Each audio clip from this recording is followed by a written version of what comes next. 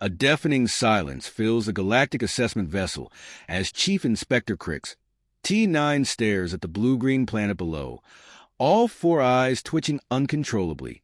3 centuries of experience across hundreds of worlds, yet nothing prepared them for Earth. The ship's computer displays flashing warning signals while footage plays on the main screen.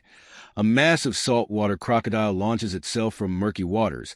A funnel-web spider rears up in attack position, and a cassowary's ancient eyes bore through the camera with predatory intent. Their assistant's voice wavers as readings flood the scanner. Lethal neurotoxins detected. Everywhere. The footage continues, showing 2 alien scientists in protective gear slowly backing away from what appears to be a harmless koala. An Australian wildlife guide's casual voice cuts through their mounting panic. That's just a drop bear. Don't look it in the eyes. And never run. The screen erupts in chaos. The koala reveals rows of deadly fangs, equipment scatters everywhere, and alien screams echo through the ship. Earth was supposed to need our protection, Crix-T9 whispers, filling out the final classification report with trembling appendages. The official document reads simply, Classification Nope. In a final twist of irony, the ship's sensors detect an abandoned scanner being operated by a platypus, attempting to email Galactic command. Earth had become the only planet classified as, everything here evolved specifically to murder you, and the locals consider it entertainment, high above Earth's atmosphere. The Galactic assessment vessel hums quietly as it prepares for another routine planetary evaluation. Inside the pristine white command center, Chief Wildlife Inspector Crix-T9 reviews preliminary scans of the planet below, their 4 eyes blinking in asynchronous patterns of boredom. After 3 centuries of cataloging primitive worlds, they've seen it all, or so they thought. Another Class D biosphere, Crix-T9 announces to their freshly graduated assistant Verul, who frantically taps notes into a holographic display. Simple carbon-based life forms, mostly harmless vertebrates, absolutely nothing we haven't documented 1,000 times before. They wave 3 of their 6 appendages dismissively at the blue-green orb rotating beneath them. The ship's AI chimes in with its standard briefing, planet designation, Earth, dominant species, Homo sapiens, technology level, pre-FTL, notable characteristics, high water content, diverse ecosystems, and the AI pauses, something unprecedented in its quantum processors.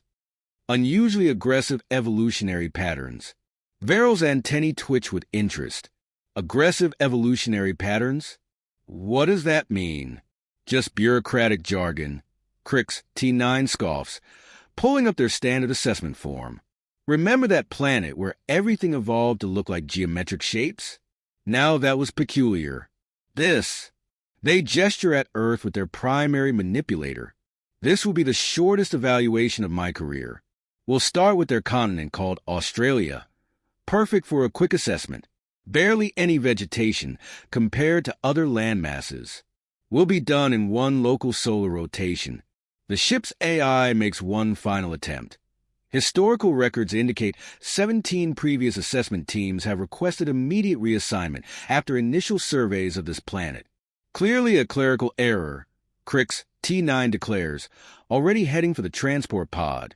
Besides, those were probably junior teams. With my experience, we'll have this wrapped up in no time.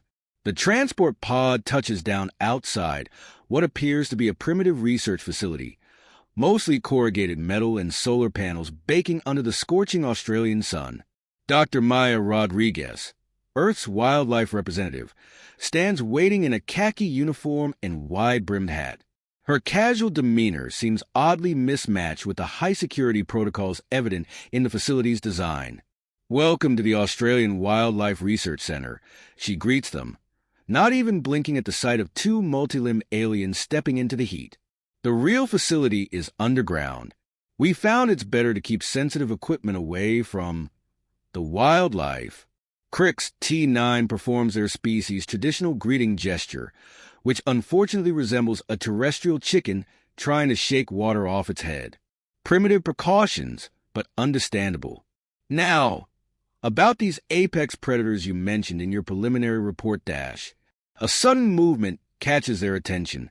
Something brown skitters across their path, causing Verul to jump backward, all 6 limbs flailing. "Oh, that's just a huntsman spider," Dr. Rodriguez says casually. "One of the smaller ones." "Smaller ones?" Verul's voice rises several octaves. "That thing was the size of my primary manipulator. Yes, quite tiny really. The big ones can cover a dinner plate. They're harmless though, mostly. It's the little spiders you need to watch out for, like the redback or the Sydney funnel web. Did you know the male funnel web's venom is 6 times stronger than the female's?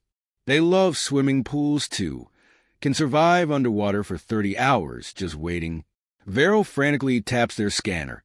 "Sir, I'm reading neurotoxin levels that exceed safety protocols by, a lot."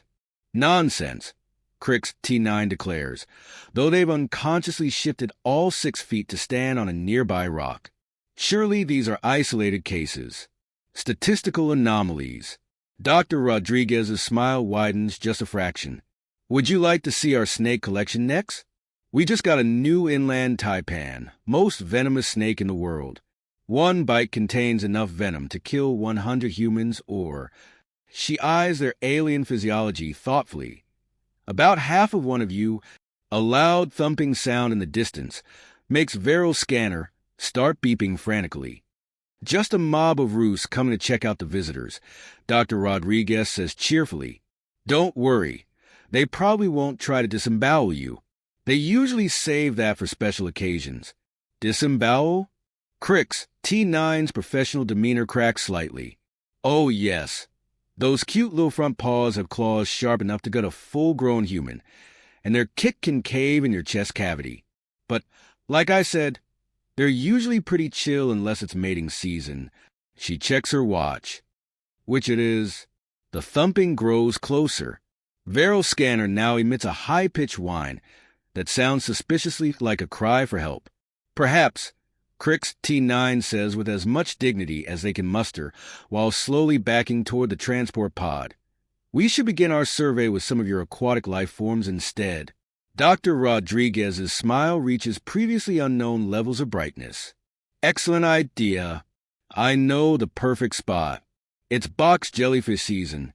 As they retreat to their pod, Verul notices their standard-issue translator downloading an unusual number of warning signs and danger symbols from Earth's databanks. They're about to mention this, but Crix-T9 is already humming what sounds like a nervous breakdown set to music. The pod takes off, leaving behind a small brown spider examining the scorch marks from its landing thrusters with entirely too much interest. Dr. Rodriguez makes a note in her log. First contact proceeding exactly as planned. They haven't even seen the cassowaries yet. The transport pod hovers above what appears to be a peaceful stream, its environmental controls humming soothingly. Dr. Rodriguez gestures at the crystal-clear water below. "This is one of our platypus observation stations. They're fascinating creatures. One of our egg-laying mammals." "Ah, yes." Crix-T9 brightens, pulling up their holographic database. "Finally, something appropriately primitive for your evolutionary stage. An egg-laying mammal seems charmingly inefficient." "Oh, the males are venomous," Dr. Rodriguez mentions casually. "Their venom causes pain, so severe our strongest painkillers can't help. Some victims report the pain lasting for months." There's a moment of silence broken only by Verul's quiet whimper. "I'm sorry," Crix-T9 says slowly. "Did you say the egg-laying mammals are venomous?" "Just the males," she clarifies cheerfully. "We're not sure why they evolved this trait, but it's fascinating, isn't it? Though you might want to watch out for the bull sharks, too. They swim up these freshwater streams sometimes." "Sharks? In fresh water?" Crix-T9's professional facade develops its first major crack. "That's not, they can't." "Can't what?" "Swim upstream like a salmon, but with more teeth?" "Because they absolutely can. Don't worry, though. They usually don't attack unless they're hungry, or bored, or if you splash too much, or too little, Verul has retreated to the highest point they could find, the top of the transport pod. Their scanner displays a simple message: error, threat assessment overflow. Dr. Rodriguez points excitedly. Look, there's one of our resident echidnas, another egg-laying mammal. They're not venomous, but they are covered in modified hair follicles that evolved into sharp spines that can pierce predators' throats. Modified hair? What kind of evolutionary pressure could possibly... Crix-T9 trails off as something small and colorful catches their eye. Is that a butterfly? Oh, yes. Lovely, isn't it? Though you might want to step back. That's a common crow butterfly. They're toxic if ingested. Actually, most of our butterflies are poisonous to some degree. But that's nothing compared to our wasps. We've got parasitic wasps that can mind control other insects, tarantula hawks that can paralyze spiders with a single sting, and my personal favorite, the spider wasp, which keeps its prey alive and paralyzed for weeks, while its larvae slowly eat them from the inside out. Verul's scanner gives up entirely and displays a simple message: request immediate transfer to desk duty. Now, Dr. Rodriguez continues brightly, would you like to see our Marine Research Center? We've got some fascinating specimens, like the blue-ringed octopus. Their venom can kill 26 adult humans in minutes. The rings glow bright blue right before they strike. It's the last thing most victims see. The Marine Research Center turns out to be a sprawling complex of interconnected pools and tanks, each more terrifying than the last. Dr. Rodriguez leads them to a tank that seems unnecessarily large for its apparently empty contents. This is our box jellyfish exhibit, she announces proudly. They're practically invisible in the water. One box jellyfish carries enough venom to kill 60 adult humans. The pain is so intense that many victims go into shock and drown before the venom even kills them. Some have been known to have heart attacks from the pain alone. But they don't even have a brain. Crix-T9 protests. They don't need one.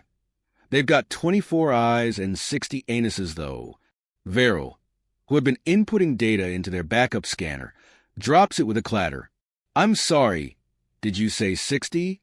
Moving swiftly along, Dr. Rodriguez gestures enthusiastically toward another tank. Here's our cone snail collection. They're like tiny harpoon guns loaded with a cocktail of hundreds of different toxins, many of which we haven't even classified yet. There's no anti-venom, and one drop can kill 20 people. A snail?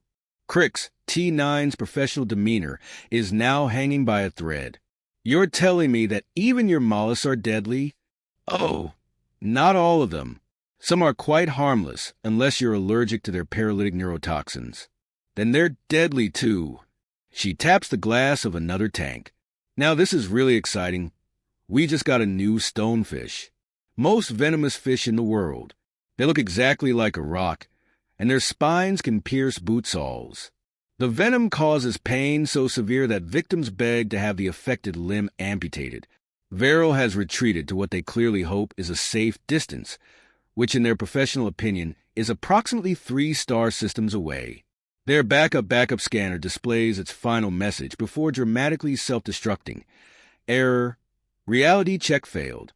Attempting reboot in alternate universe.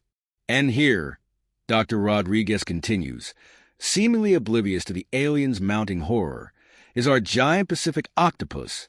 Don't worry, she's not venomous. She just likes to solve puzzle boxes and occasionally escapes to turn off our power supply when she's bored. We're pretty sure she's learned to read English. And last week she figured out how to order seafood online using a stolen credit card. There's a long moment of silence, broken only by the sound of Crix-T9's exoskeleton developing stress fractures. She what? Ordered seafood online. We had to update our internet security protocols again. But that's nothing compared to our resident saltwater crocodile. He's learned to recognize the sound of our feeding boat's engines. All 3 of them. He's also figured out that if he bumps the pier in just the right spot, tourists drop their cameras. He's got quite a collection going. The breaking point arrives with the grace of a saltwater crocodile attempting synchronized swimming. as Dr. Rodriguez leads the increasingly traumatized aliens toward what she describes as just a quick peek at their inland taipan collection. Crix-T9 desperately attempts to maintain some semblance of professional composure.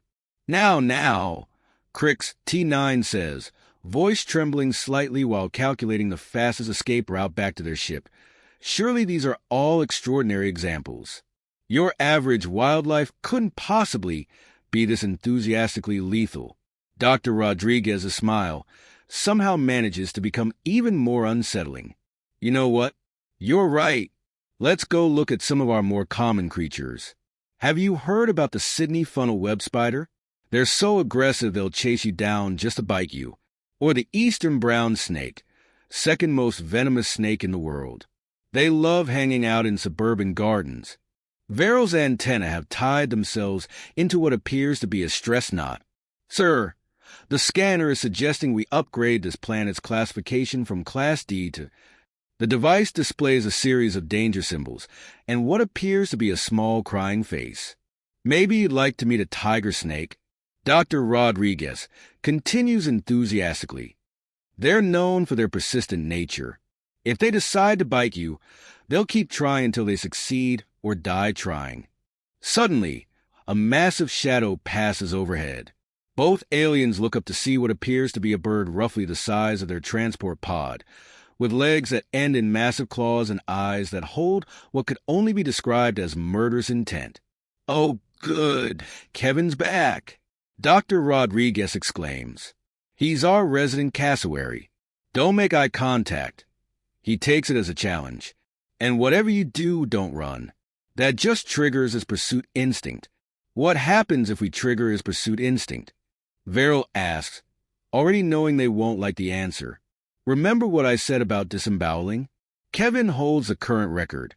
But don't worry, he's actually quite friendly. He only hospitalizes people he really likes.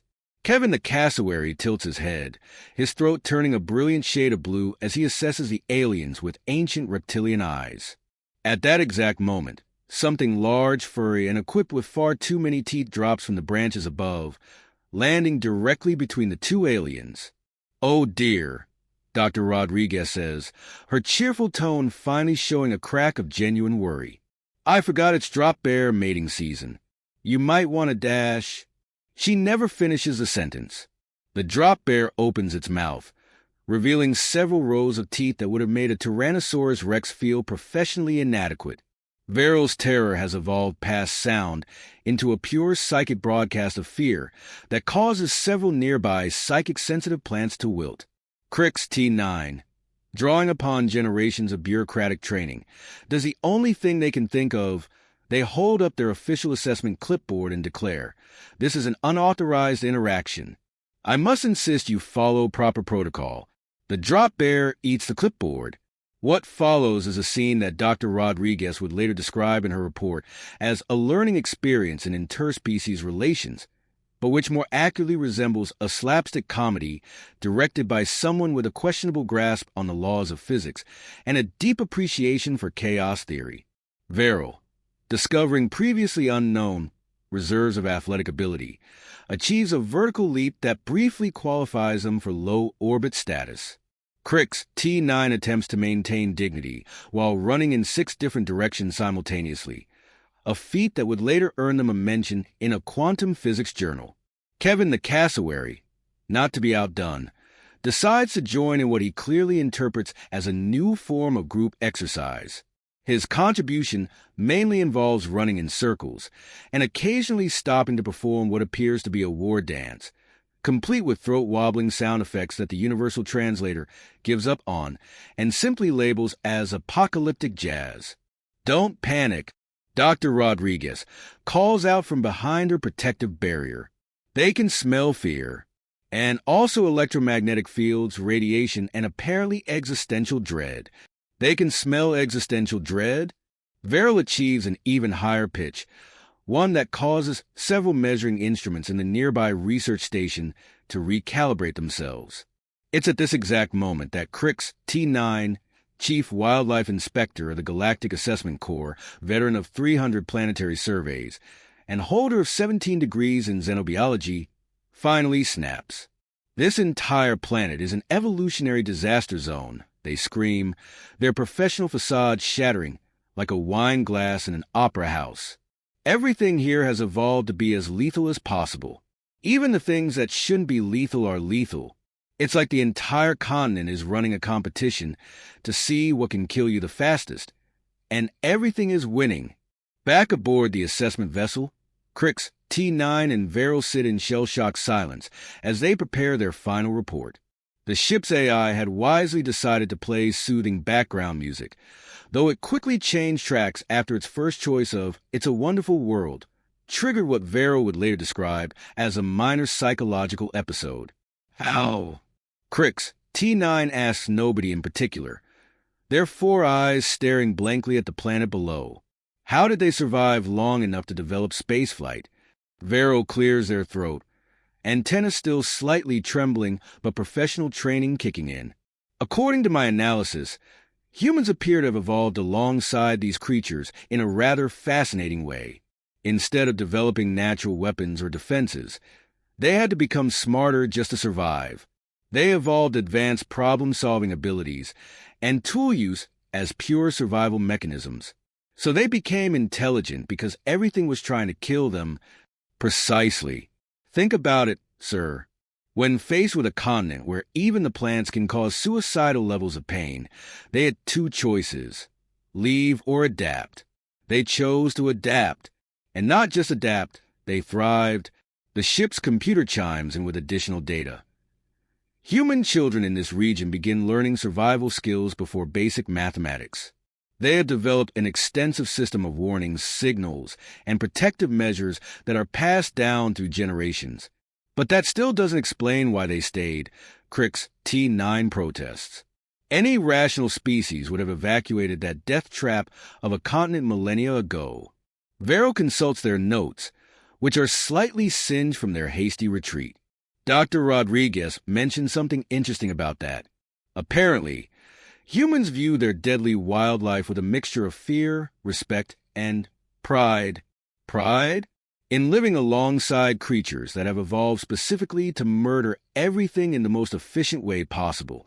Yes, her exact words were, yeah, everything here wants to kill you, but once you accept that, it's kind of fun.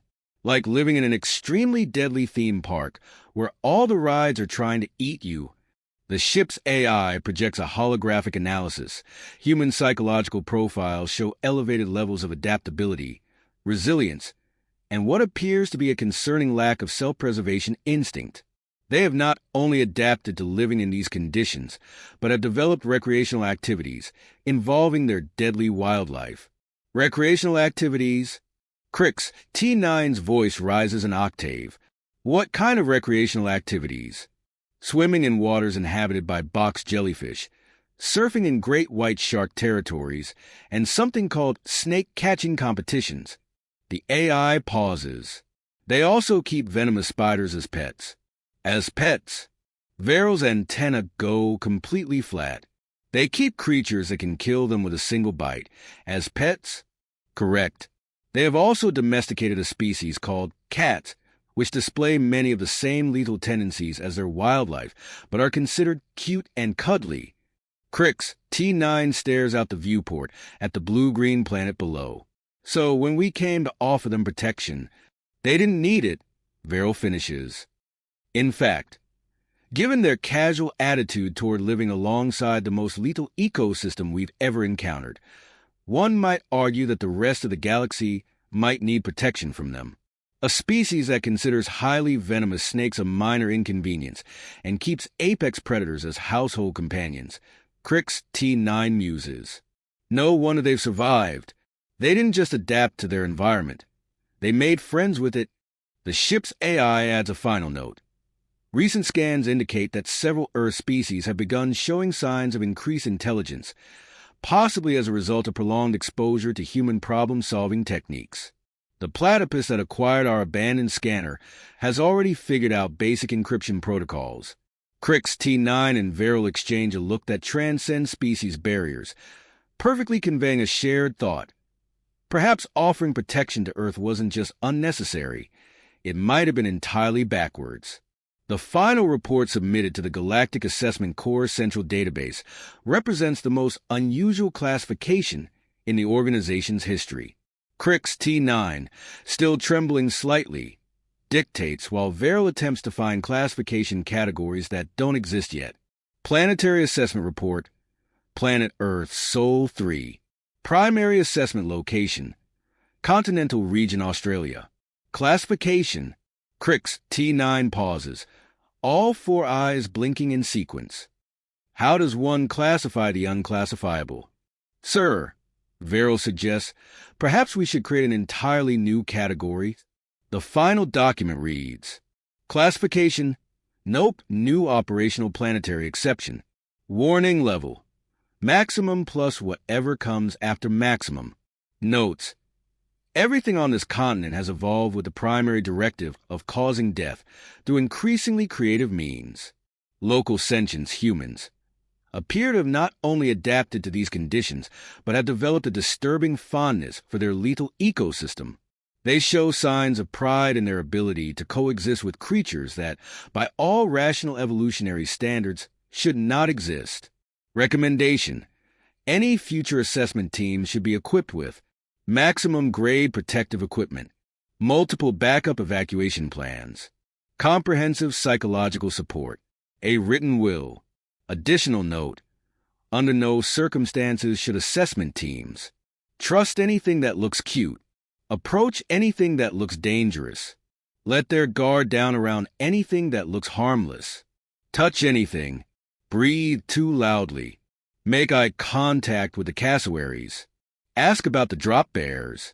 Final assessment: this planet's dominant species has achieved space flight despite evolving in an environment where everything, including the plants, actively tries to kill them. This suggests either incredible resilience or a concerning lack of self-preservation instinct, possibly both.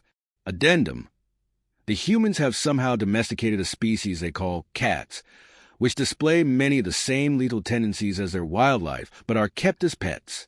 This may explain much about their psychological profile as a species. Back at Earth's Australian Wildlife Research Center, Dr. Maya Rodriguez sits at her desk, updating her own report. A soft thump interrupts her typing. She looks up to find her house cat, Mr. Whiskers, proudly presenting her with what appears to be a piece of alien scanning technology. "Now where did you get that?" she asks, scratching behind his ears. Mr. Whiskers merely purrs, stretches, and settles down for a nap, looking entirely too pleased with himself. On her computer screen, her report cursor blinks next to the words, Interspecies Relations Assessment. Successful. Though perhaps next time we should warn them about the cats first. In high orbit, Crix-T9's assessment vessel accelerates toward their next assignment, its course carefully plotted to avoid coming within 1 light-year of Australia ever again. As they depart, the ship's sensors pick up an anomalous reading from the planet below, something about a platypus that has learned to operate the abandoned scanner and is now attempting to send emails to the Galactic Assessment Core Central Database. Verul wisely decides not to mention this development in their report. Some things, they decide, are better left undocumented for everyone's sanity. Meanwhile, in a quiet billabong, a particularly clever kangaroo examines the alien translator left behind during the hasty evacuation and starts to smile